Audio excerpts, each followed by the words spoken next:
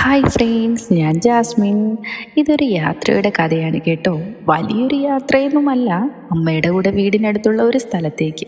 ഇന്ന് ലീവായിരുന്നു. അപ്പോൾ പിന്നെ വീട്ടിൽ അടങ്ങിയിരിക്കാൻ കഴിഞ്ഞില്ല. അപ്പോൾ പിന്നെ വീട്ടിൽ കൂട്ടുവേറെ ആരുമില്ലല്ലോ. എനിക്കൊരു ചേട്ടൻ മാത്രമേ ഉള്ളൂ. ആള് പട്ടാളത്തിലായതുകൊണ്ട് 4-5 മാസങ്ങൾ കൂടെ വരത്തുള്ളൂ. ആ ടൈം ഞങ്ങൾ പുറത്തൊക്കെ പോകാറുണ്ട്. അല്ലാത്ത സമയങ്ങളിൽ ഫുൾ ടൈം വീട്ടിൽ തന്നെയാണ്. ഇന്നത്തെ യാത്രയിലേക്ക് വരാം.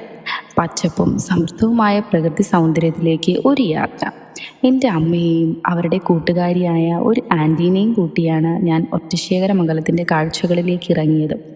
കുറേ പേർക്ക് അറിയാവുന്ന കാര്യമാണെങ്കിലും പറയുക, എൻ്റെ വീട് കാട്ടാക്കട ഒറ്റശേഖരമംഗലം എന്ന സ്ഥലത്താണ് കേട്ടോ.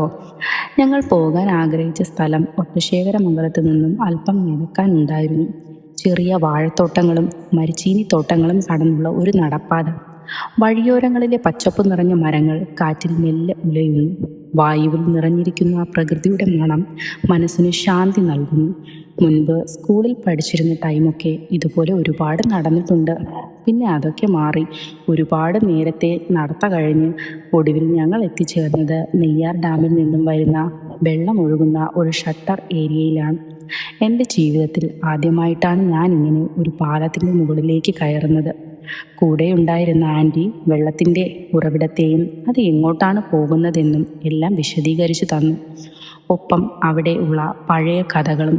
ആ കൂടെ വന്ന ആൻറ്റിയുടെ വീട് ഇവിടെയാണ്. അതുകൊണ്ട് തന്നെ അവിടെയൊക്കെ അവർക്ക് നന്നായി അറിയാൻ പറ്റും. ഞാനെല്ലാം കേട്ടു നിന്നു. ഞാൻ ഈ വീഡിയോ ഷൂട്ട് ചെയ്യുന്നത് തന്നെ പേടിച്ചിട്ട. കയ്യിൽ നിന്നും ഫോൺ എങ്ങാനും താഴെ പോകുമോ എന്ന്. കാരണം ഒരുപാട് ഉയരമുണ്ട് ഇവിടെയൊക്കെ. അവിടെ നിന്ന് ഞങ്ങൾ ഒരുപാട് ഫോട്ടോസൊക്കെ എടുത്തു. കൂടുതലും എൻ്റെയാണ്. അവിടെയൊക്കെ കണ്ടു നിൽക്കെ അമ്മയുടെ കൂടെ ഇനിയൊരു ലോങ് ട്രിപ്പ് പ്ലാൻ ചെയ്തു. പറ്റിയാൽ അടുത്ത മാസം തന്നെ പോകണം. ഒരുപാട് ദൂരേക്കൊന്നുമല്ല കേട്ടോ, പൊന്മുടി പോകാനാ പ്ലാന്. ഇവിടെ ഈ വെള്ളം കണ്ടപ്പോൾ കാല് കഴുകിയാലോ എന്നുള്ള ചിന്ത വന്നു. തണുത്ത വെള്ളത്തിൽ കാല് കഴുകിയ ആ നിമിഷം വല്ലാത്തൊരനുഭൂതിയായിരുന്നു. സ്ഥലമൊക്കെ കണ്ടു. ഒടുവിൽ ഞങ്ങളെ ആ കൂടെ ഉണ്ടായിരുന്ന ആൻറ്റി അവരുടെ വീട്ടിലേക്ക് ക്ഷണിച്ചു. പിന്നെ പതിയെ അങ്ങോട്ട് പോയി. നമ്മൾ നിന്ന് അവിടെ വളരെ അടുത്തായിരുന്നു ആ ആൻറ്റിയുടെ വീട്.